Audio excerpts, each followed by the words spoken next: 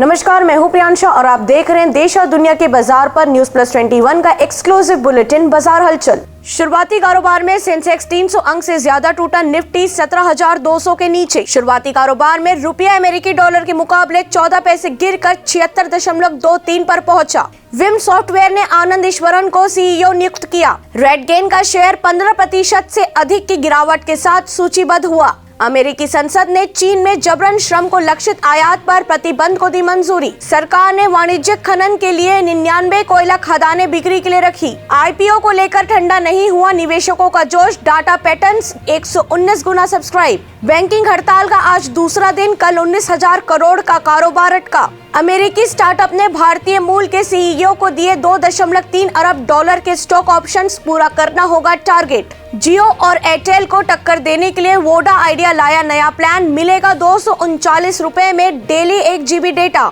ऐसे ही तमाम जानकारी से लगातार अपडेट रहने के लिए हमारे चैनल को लाइक और सब्सक्राइब करना ना भूले। नोटिफिकेशन के लिए बेल आइकन जरूर दबाएं। देखते रहिए न्यूज प्लस 21, आपके हक की बात।